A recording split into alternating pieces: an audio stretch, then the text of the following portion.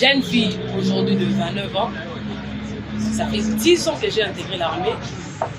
J'ai laissé mon fils à 2 ans. J'ai intégré l'armée, issu d'une très bonne famille, avec des valeurs morales. Aujourd'hui, ça fait 10 ans que je suis dans l'armée. J'ai servi l'armée, je sers l'armée avec amour, avec bonté et avec beaucoup de volonté. Et je me présente devant vous pour dire mon mot de la fin devant le ministère public, devant la cour, devant le tribunal et devant le média. Étant que un élément des FARDC, étant que fille, parce qu'il y a des pères, il y a des mères là devant moi. Personnellement et consciemment, dans mes 10 ans de carrière, je n'ai jamais fait quelque chose pour souiller l'image des FARDC. Je n'ai jamais fait quelque chose pour porter la honte aux FARDC. Dans mes 10 ans de carrière, aujourd'hui j'ai 29 ans. Dans mes 10 ans de carrière, je me suis départagée étant que militaire, étant que mère au foyer, et étant que servante, parce que je suis monitrice à l'école. Aujourd'hui, je me vois devant la cour, devant le tribunal, poursuivi pour quelque chose qui ne vient justement pas de moi. Alors, mon mot de la fin. La justice, c'est Dieu, et la justice, Dieu est au-dessus. Là, sur terre, c'est le tribunal qui est devant moi. Alors, je demande à la cour, je demande au tribunal de rendre justice tel que cela doit être rendu. Pas justement pour plaire ou pas justement pour condamner. Et que la justice, le tribunal devant moi, puisse voir la femme devant le tribunal qui a fait 10 ans de service loyal et prête à affronter 2 grandes cérémonies liées à ma personne, qui fait aussi l'honneur de l'armée parce que la plupart des gens sont... En tout cas, je suis congolaise de naissance et d'origine. L'image de la femme de l'armée n'est pas caractéristique au mariage.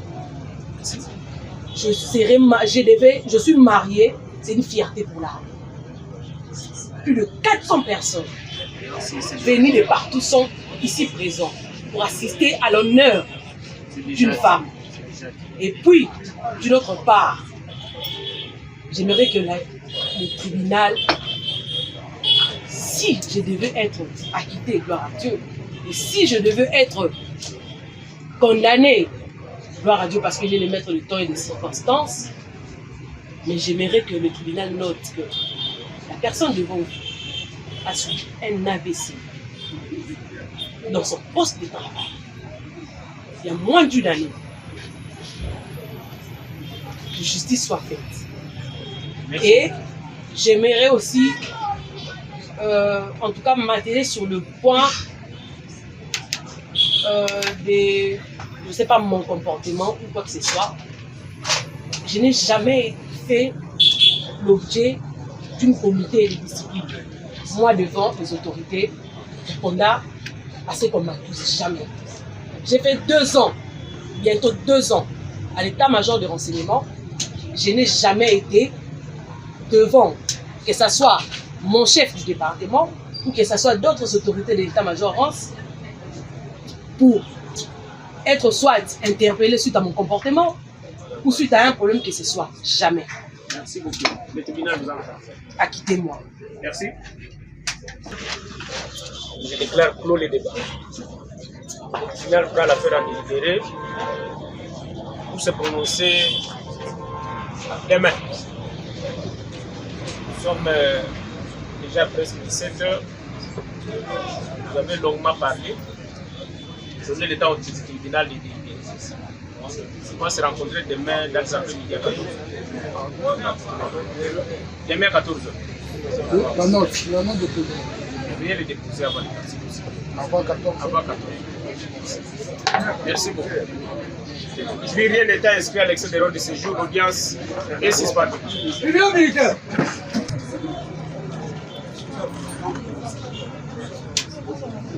Silence. Bon. On a parlé de la sécurité parce qu'il y a un problème de la police au niveau du territoire. Il y a aussi un problème des secteurs qui se posent avec acuité au niveau de tous nos 6 territoires et puis d'autres aspects de l'administration que nous avons touchés. Donc la primaire de l'information au VPM, nous l'avons déjà donné. Nous ne voyons pas pourquoi on doit continuer, mais nous avons été bien récits et on a eu des réponses que nous pensions avoir. En clair, nous avons compris qu'il n'y a plus de peur que de mal. Le VPM n'a jamais été contre le travail du contrôle parlementaire qui doit se faire, comme c'est initié présentement chez nous. C'est déjà une bonne chose. Tous, nous sommes suspendus aux résultats qui vont sortir de ce travail. Et le souhait, c'est que ça se fasse sans trop de passion, que ça ne se fasse pas dans le cadre des règlements des comptes, que les députés provinciaux fassent leur travail comme il se doit, dans le respect des normes. Le VPM est très réceptif. Je pense qu'il nous a rappelé, et c'est ce qu'il a consigné même dans l'engagement qui avait été signé, on n'a jamais interdit les commissions parlementaires de faire leur travail. Et donc ce qui s'est fait chez nous est normal, mais sauf qu'il insiste pour que ça se fasse dans le respect des normes. À cet instant, nous demandons à la population du Kwango et ceux qui sont plus spécifiquement à Kenge d'être calmes, de laisser leurs élus provinciaux faire le travail comme il se doit. Qu'ils ne les menacent pas au motif qu'ils sont de telle ou telle autre obédience. En présence du chef de mission Kalitex à Okposi, les échanges ont porté sur l'exécution du budget 2025 et les perspectives à fin décembre. La préparation du budget 2026, la gestion de certaines dépenses prioritaires, la mise en œuvre des réformes des gestions de finances publiques, l'opérationnalisation de la DGTCP, la mise à jour sur les euro-obligations, ainsi que la coordination entre les politiques budgétaires et monétaires. Dans son mot d'ouverture, le ministre des Finances a salué la collaboration continue avec les FMI et rendu hommage au président de la République pour sa vision axée sur la modernisation de la gouvernance économique. Le gouvernement a réaffirmé son engagement à poursuivre les réformes et à respecter les engagements pris dans les cadres de programmes FEC et RST. Dans son mot de conclusion, Doudou Fwamba a souligné la détermination du gouvernement à consolider la stabilité macroéconomique et à transformer les acquis économiques en progrès social tangible pour la population congolaise. Dans son discours d'ouverture, la chef du gouvernement a souligné que cette démarche traduit la volonté de transformer la vision présidentielle en résultats concrets. Elle a aussi insisté sur le caractère prioritaire de la couverture santé universelle, qualifiée d'impératif moral et de devoir de justice sociale, exhortant les participants à faire de l'atelier une espèce de co-construction basée sur la transparence, la collaboration et l'efficacité. Pour sa part, le ministre de la Santé publique, Hygiène et Prévoyance sociale, Samuel Roger Kamba, a salué cette approche innovante et appelé à la responsabilité collective des acteurs du secteur.